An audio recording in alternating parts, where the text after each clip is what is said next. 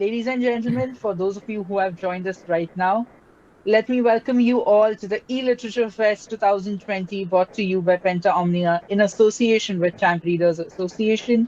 And today we have a very interesting personality amongst us. He is the author of the book that we are about to tell you. And, you know, my co-anchor Aditi over here is quite interested and very, very energized to welcome our guest. So, Indeed, Aditi, I over to you. am. Today, in this session of E-Literature Festival 2020, we have Dr. Pulkit Sharma, the author of When the Soul Heals. The, the title itself of the book is so intriguing that how can a soul heal? A wound that is caused by something when you hit it, that can heal. But how difficult, how important is it to heal a soul? And the discussions over mental health that are really importantly going on in the nation right now with the assemble of psychology and spirituality, the book is a must read. Ishmat, now I shall request you, if you have any further questions to sir, you can ask them so that we get to kickstart this very interesting session. Thank you so much, Aditi. And sir, I know that you have been a clinical psychologist for quite some time. So, how did you choose the path of writing? How did this journey begin from being a clinical psychologist to being an author? Okay. So see, writing has always been my passion. Right from the school days, I was very interested in writing. I used to contribute regularly for the school magazine, and even when I became a psychologist, I started writing short pieces for newspapers and magazines on mental health issues. And this column which some of you would have read in Times of India, the Speaking Tree column, I have been writing for it for almost a decade now. So I write once a month for that. So writing was always a passion because I always saw that when I write, it makes my thinking clear. It helps me join various ideas, and it helps me also create something which is new. Which I think I really love, and also especially because my work is such that you would I think that you would hear people and their the deepest secrets of their life. So after that, I think you are left with many thoughts and many feelings. And I think you automatically try to join those feelings and thoughts into something and create something. So my journey has been, I think, absolutely, it just happened. I never thought that I should be a writer. I used to write, and even when I became a clinical psychologist, I started writing. And then, yeah, when I had written a lot, then I someday, then there was one fine day that I thought that, okay, if I can write, an article, I could also write a book. Why not? And but I was like that, no, I'm not going to do this, that I'm not going to write a book and go to publishers that please publish my book. So I made a resolve. I said, the day any publisher asks me that you write a book for us, I'll do that. And so it happened that one fine day I got a call from someone who said that we have read your articles and you write well, would you like to write a book for us? And without thinking, I said, yes, I'm writing a book for you. That's really great, sir. And a publisher coming up to you on their own is a big thing to achieve. And I'm sure all of us over Exactly. here agree over the same. That's really a candid journey from like students who like to write, people who are interested in literature, and then not willing to start, but then getting a chance to start again. This Yeah. journey has really been interesting, sir. So we wanted to know that being a clinical psychologist, you might meet a lot of people. Hmm. Yeah. Like day in and day out, you meet a lot of patients who are depressed, who need to be cured with anxiety. So how does this affect your writing, sir? Mm, in a way, I think it does not have a negative impact on my writing. I think it has a very positive impact, because after listening to people and working with them, I look at writing as my time and as my stress buster. And to be very honest with you, I think that that because I've worked with people so closely, I've looked at the darkest secrets of their life, the most intense emotions, both happy and sad, that they've gone through. So whenever I'm writing, it's very easy for me to to go to the kind of emotional depth that I want to. Yes, sir. So it becomes like it becomes a very happy space, and many ideas and thoughts, they flow automatically. So knowledge and experience share a 50-50 bond in this book. Yeah, yeah. There's no lack of knowledge, there's no lack of experience. And when this book gets released, it's a great honor to have you today, sir. Thank you. So, sir, talking about the book, I'm Mhm. sure our audience would be very, very interested to get a little sneak peek or a synopsis from the author itself. Okay, okay. So the book has actually three, four different elements in it. So it's not a book with one approach. Generally books are done with one approach. So this book has three components in it. I'll tell you that um, that each chapter starts with a case study of how a person was struggling with some issue. It can be stress, anger, depression, grief, anxiety, addiction, body image disturbance. So that's how the chapter starts, with that case study. And then after the case study, after that person's narrative is over, we look at the psychological understanding of that condition. That how does psychology understand it? Suppose if there is a case study of someone who's very depressed, so I've written how psychology would understand this person's problem, how psychology understands depression, how does psychology cure depression. That's also explained. And then uh, you know uh, I've gone to how spirituality would understand this problem. How the same problem would be understood from a spiritual perspective. And then I've explained in detail some practical exercises, guided meditations, contemplation exercises, which can be used to deal with this condition. And then the chapter ends with that how this person fared when he used those techniques. So that's how each chapter is structured. And so in all there are like 9 chapters about 9 different conditions. So you have like you have stress, you have anger, you have grief, you have depression. There's a chapter on anxiety, there's a chapter on body image disturbances, there's a chapter on addictions, and there's a chapter on caregiver burden.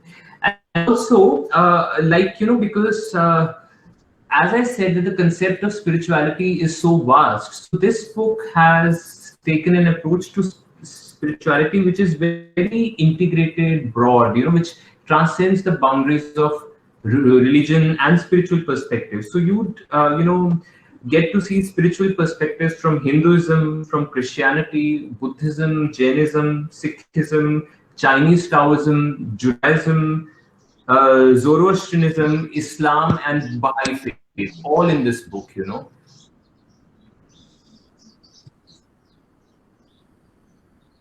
Yeah. And the basic approach is the self-help approach, meaning that, see, we all want to lead a happy life, a life free from problems, a life free from sorrows. And we try our best, we try to do different things so that our life is smooth. But despite that, there are a lot of problems in our life. We are at times worried about external things. At times we cannot have a control on our own emotions, and we go haywire.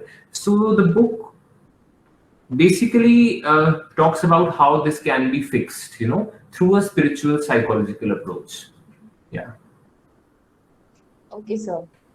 This was really like a brief gist of the book we had with sir,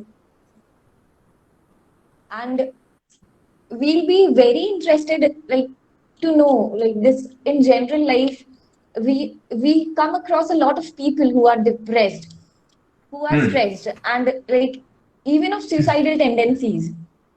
Right. Yeah. Yeah. So how do we approach them? Like it's the book is all about self help, right? Yeah. How a person can help himself. But if Right. you see me as a patient of depression, obviously not being a clinical psychologist, being an absolute normal person. So how can Yeah. I deal Yeah. with the next person? Hmm. True, true. So see, I mean, it's very plain and simple, how you would approach such a person. And it's very easy to see that someone is disturbed. That's really written on their face. It's very evident in their demeanor. You cannot miss it. We all know when someone is disturbed. We all know, right? Now the thing is, this person needs to be approached in a very, very sensitive manner. See, sensitivity is the first principle, because if you're not sensitive in our approach, so if we just say, oh, why are you looking so sullen today? Now that would almost make that person, withdraw from us. So it's very important to just first go up to that person and say that, listen, I want to talk to you about something very important in private. Again, this kind of thing should never be said in a group or in front of someone or in a public place. So just ask them, there's something really important and I want to talk to you in private. So could you please, come with me? And then you can start with saying, so when someone is feeling low and you say that you are very low, they may again not like it, find it very offensive. So you can start with something very positive and say that, I've seen that you're a very hardworking person, or you're generally a very positive person, or you have been my very good friend, or you are a very ambitious person. Anything that is genuinely good about them, you start on that note. And then you say, but for the last few days I've seen that there's some major change in you. I don't know what it is. So do you understand what it is there anything that's bothering you? Can I help in some way? So these are the ways in which you can but you need to really approach the person with a lot of concern, empathy, positivity, and sensitivity. You can't really make an error there. So if you do that, anyone and anybody will open. Even the person, see, even the person who has thought that he or she is going to commit suicide today, if you do that with them, even they would be willing to talk to you, because we all want to hold on to hope for as long as possible.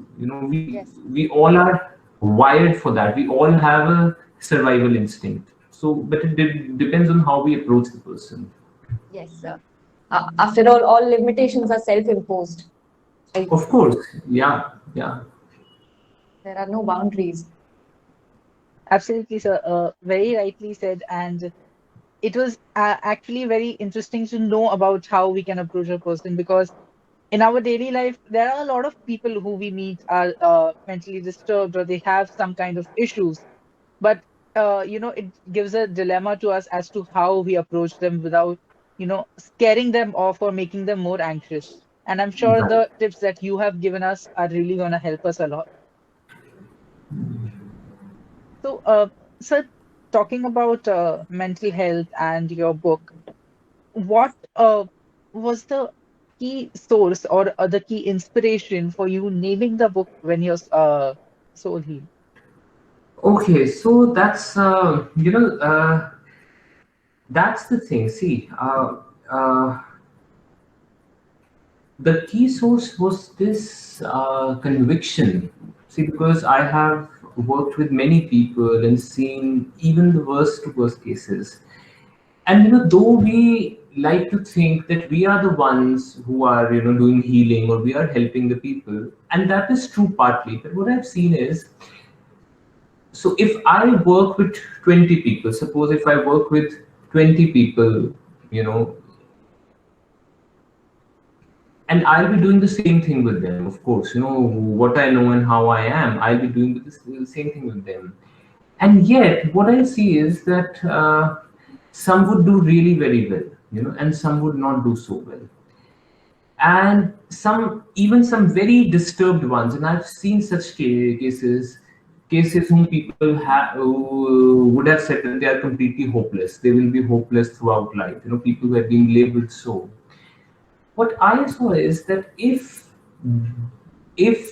they if their soul intends to heal, if their soul intends to make progress, then nothing can stop. So ultimately, it's the thing that there is an inner part, there is an inner, you can say, fire in each one of us, and that is what heals, and that is what helps us grow and develop.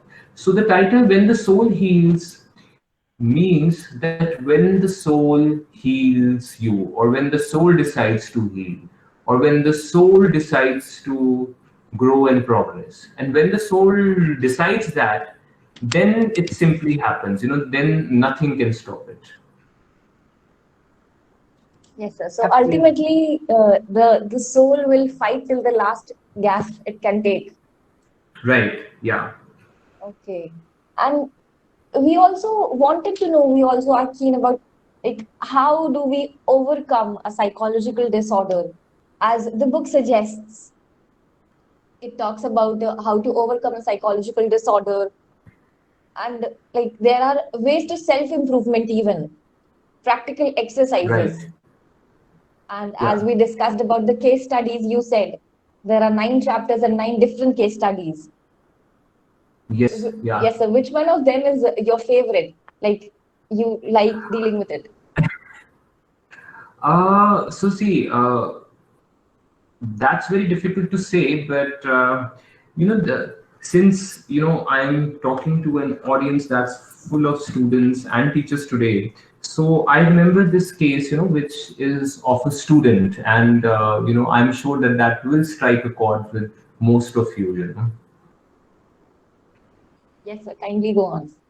Sure. So I'll just tell you about that case. Let me just get the correct words from the book. Yeah. Yeah, so this is a person whom I have called Anish in the book, so it's his story. So he was actually 26-year-old when he came for therapy because his issues were multiple and different kinds. So there was a lot of panic and anxiety, there were repeated stomach complaints, there was a rapid heartbeat, chest pain, feelings of frustration, and low energy level. He was also prone to recurrent infections and had a very, very low immunity. He came from a very small, remote village in Bihar, and he had moved to Delhi to join coaching classes for civil services for the UPSC. And while recounting his history, he said that his family had battled manifold difficulties because they came from a very backward class, and they were also very poor. So there was a lot of stigmatization in the village. He had seen, and but interestingly, that had never stopped the parents from dreaming big for their children. They wanted their children to be really well educated and settled in life. And this thing was also very important for Anish. And after finishing his engineering, which he had done from a very reputed institution, he chose to appear for the civil services exam and wanted to put his heart and soul into it. Uh, and he also actually said, he told me that he wanted to become a civil servant because that would bring the family honor. So he wanted that everyone in the village should be ashamed for their wrongdoing, and everyone in the village should look up to him, his parents, and their family. So it was not just a civil services exam. It was something very, very emotionally laden for him, if you can understand that. So it was a symbol that he wanted for himself. And he also said that as an IAS officer, he would also have ample authority to work at the grassroots level, and he would really like to do something for people like him, so that they don't have to face this stigmatization. So what happened is, for the first attempt, he confined himself to a one-room apartment in Mukherjee Nagar in Delhi, and used to spend close to 10 to 12 hours with the books and the internet, and was mostly bound to his room. But he failed the exam despite that, which also is very common. Civil services, you can't predict, what happens and how it happens. So this was a very serious setback that rocked him deeply, but nonetheless, he decided to reappear. Again, what happened is, in the second attempt, he started getting very, very stressed. His energy levels sapped. He would, feel very tired, lie down on the bed. There would be intense palpitations in his heart. And his digestive system was really affected. So he was really baffled by this deteriorating health and lack of energy. And he first consulted a general practitioner, a medical doctor. And when, after doing so many tests, the doctor could not find anything wrong with him, he simply said that maybe you need to see a psychologist. You just go and see a psychologist. So he came to me, and during the first few meetings, we analyzed his drive to achieve. And we understood, both him and me, by looking at his thoughts and feelings, that his ambition was fueled by a very intense wish to feel good about himself. He wanted to feel good about himself. He had a fantasy that if he made it big, everyone would admire him. That there would be. He would often say, "I want the red light," and I want to take it to my village, so that each one of the person there looks up to me. That's my dream. But he also began to understand, which I pointed out to him, that despite an impressive list of accomplishments, look, he was an engineer from a very, very reputed institution in India. So even that was a very big achievement. So despite that and many such achievements in his life, he always felt dissatisfied and continued to feel small, meaning that he would do anything, achieve anything, still he would feel very, very small about himself, And there was a very blind acceptance of, what the world would admire, and he was really not in touch with what he wanted for himself, So he just thought that world likes people who are IAS officers, people who move this, car with the red light, and therefore I want it. But he never. This is very common. Yeah, it is very common, and Yes, it's not just with him. It's with each one of us. We are so socially conditioned that we are most often thinking that that if I do this, how will the world see it? And if we get an idea that the world will like it, we do it. If we feel that the world won't like it, we are not really in touch with our inner voice. Yes, sir.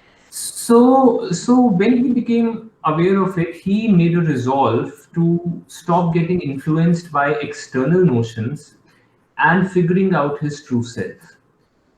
And he confronted his fear of becoming insignificant, and he finally thought, that I should start listening to my inner voice and follow what it is saying. In one of his sessions, as he was listening to his inner voice and slowly moving away from what the world liked and admired, he told me that the main thing is that he wants to do something for people who come from a disadvantaged background like him. That's the main thing.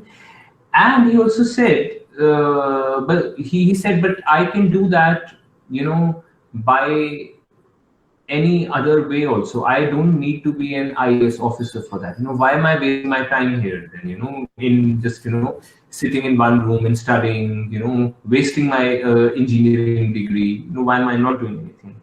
So what he did was, he took up a job as an engineer, and he started working, and he luckily got a good government job, and then he established an NGO with like-minded friends, who wanted to work people from a disadvantaged background.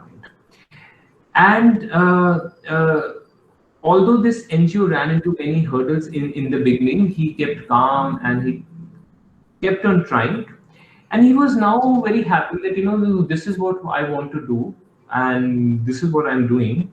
And with time, the functioning of the NGO became smoother, and now he's very, very happy with what he's doing. He also left that job and he took a part-time, consultancy job as an engineer, so that he could devote more time to this NGO. And so he's very, very happy now, and with what he's doing, and he says that this is the best thing that he could have done. So that's how a small thing can make such a big difference to our lives. Yes, sir. Indeed. Absolutely, sir. And this story actually inspires so much and talks so much about how a setback is not actually the end of the world. It's not the end of life. And life has gallant opportunities to offer you. And it's just that the stigmas behind setbacks, and how if we fail to achieve a goal, it somehow connects to us that we have lost the purpose of life. But what people fail to understand is that the purpose of life is to remain happy about what you do, but not about how you do it or what exactly field you do it in. And this particular chapter that you spoke to us about, this particular incident, I'm sure it inspired a lot of us. It inspired me personally and gave me a better perspective about how to deal with it.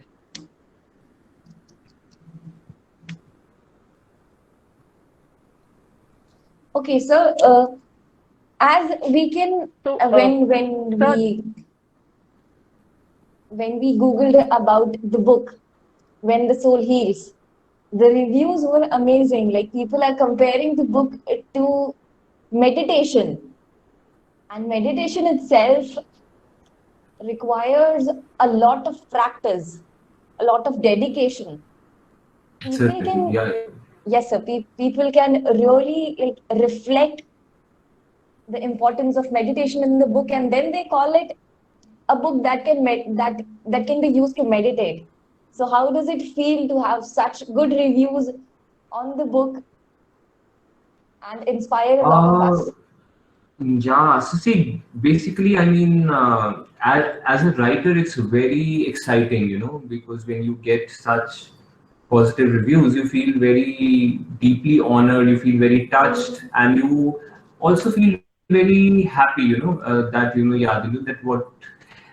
See, because I think it's also this thing that each writer writes with a certain intention, that this is the book I am writing, and that's how this book should, touch the reader, So it's very gratifying if, someone comes and says that, your book has touched them in the way you intended it to touch them, So I think that's, I mean, the best you can, get as a writer, keeping aside the sales and the awards and the events, that's not so important. Just, just someone coming and saying that your book was very meaningful for them. That is a big thing, I think.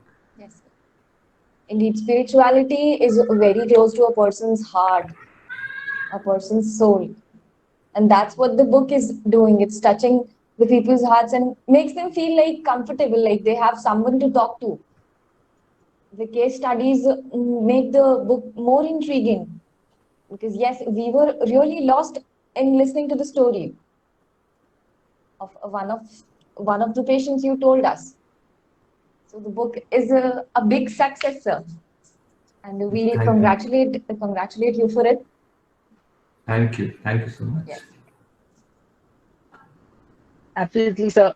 And as it is said that the best award that a writer can get is the satisfaction of its readers.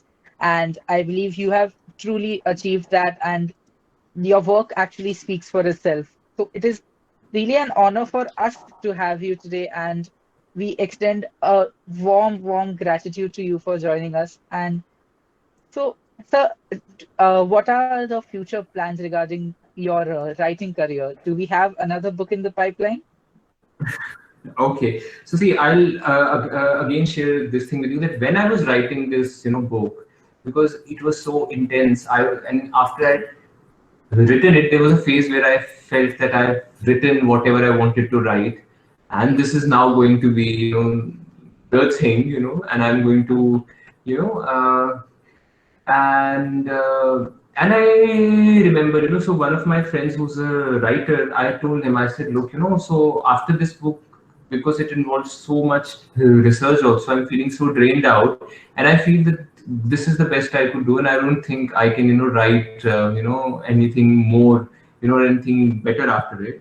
And I still remember that he said that, no, don't worry, it will go on, And so what I saw was that after a month or so, because when the book came out, so there was a book launch, and then I was feeling very content. But after a month, I had I once again saw that while taking a walk by the beach. I live in Pondicherry, very close to the beach. So I go there for my walk. So I had one new idea, uh, that was for a short article. So I wrote that, and when I wrote that, I was very surprised. I said, so I have written something very different from that book. So as a writer, it was very important for me to to write something new and something very different from what I've Yes. written, because being in that frame would have meant that I'm just that it's all over, that the creativity is over. So when that happened, I was sort of very excited, and I realized that yes, I can write more, and I can write about new things. So that was the day when I decided that I'll write a new book, So yeah, so that idea is there, and I'm somewhere very slowly working on it. Okay, so we are very cheerfully awaiting for the book. And the book also, this when the soul heals, the book also talks about a few practical exercises. Yeah. As we do have students and teachers over here, students like us have a really hectic and tedious schedule to it goes on, and we do not have the time to rest. Like then problems like depression and stress are obviously become a part of our life. Hmm. So can you suggest some like practical exercises for the self improvement of a person? Sure. So I will kind of, I will do this short exercises here with you right away, which will kind of help you all, I would say, feel good and achieve your goals, So just a minute, Yeah, let me fix that out. Yeah, so this is the exercise on what we call which we call creating higher thought forms, and what I mean by that is, see, we all, you would have heard it often everywhere, there's no news about it, that you should think positively. Everybody says think positively, think positively. And when we try to think positively, what happens? we generally are able to think positively for a few minutes, and then we again slip back into our usual modes of thinking, And why that happens is because we are not putting a sufficient concentration and energy into positive thinking. See, it's very simple. The more energy and force you put in your thoughts, you will see them creating a new reality for you, but you need to put in a lot of energy and force. And how to put it? So there's this one exercise, and I want you all to close your eyes, to close your eyes and focus on your breath, focus on your breath and breathe very normally, very gently, like you are just breathing very easily. You don't need to take very big, deep breaths as they take in yoga, not like that, but like your normal breath. Breathe slowly, breathe gently, so that each breath feels very gentle and full of peace.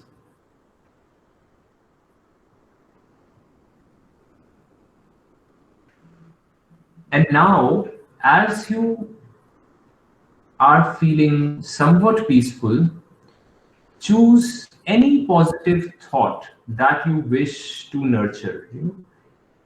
So you can think that that you are very confident, or you can think that you're very joyful, you're very peaceful, anything that you want to achieve. And then create a detailed image of the thought. Just create a story around it, that where you can see yourself as confident or peaceful or joyful. So create a detailed image of the thought with all the relevant figures in the foreground and in the background. Like, where are you? How are you feeling? How are you looking? What is happening around you? And fill this picture with minute details so that it is vibrant, colorful, and bright.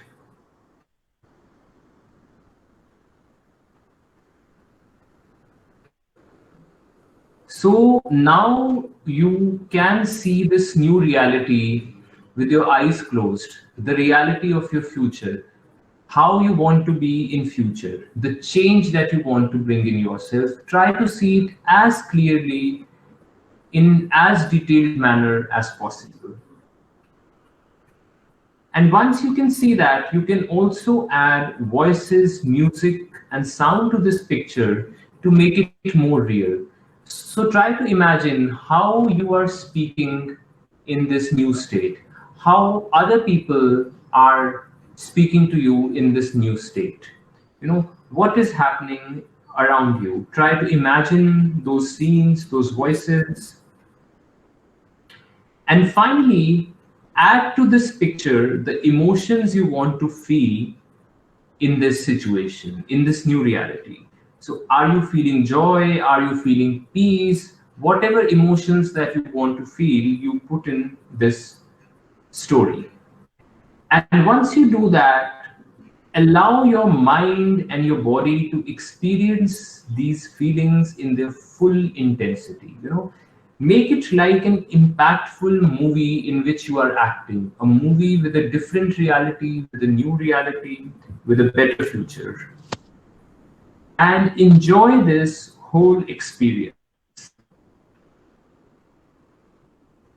And finally, hand over this narrative to the divine or the higher power or any greater power that you believe in, with a prayer that may it happen soon.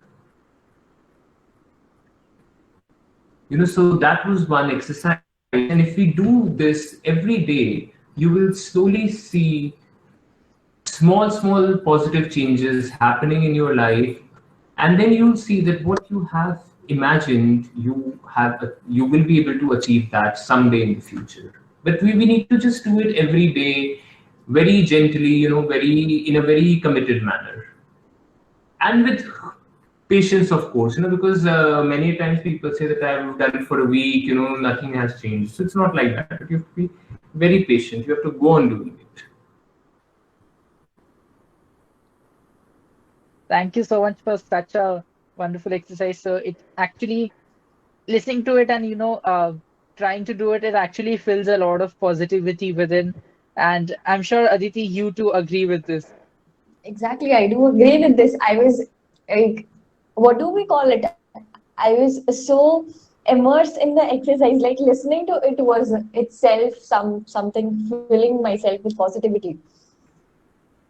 I felt very good, very delighted, and I shall be practicing this. I shall be adding this to my life, to my daily life, and will be suggesting other people around me as well.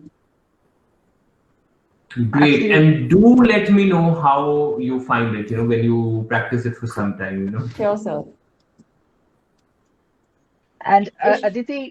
what an excellent way, what an absolutely beautiful way that this session is coming to an end with, because I couldn't have asked for a better ending to a session than Yes. the positivity that we have received right now. However, we do not want to end it because this session feels like I'm talking to someone who's helping me out in my daily life, and each and everything that we want in a friend, as an author himself.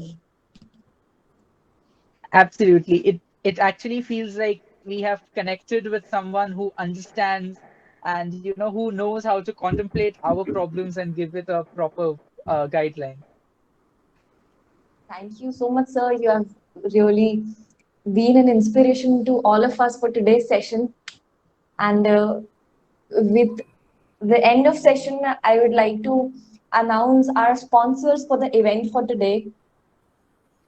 Before that, sir, if you do have kindly anything to share, we will request you to do so.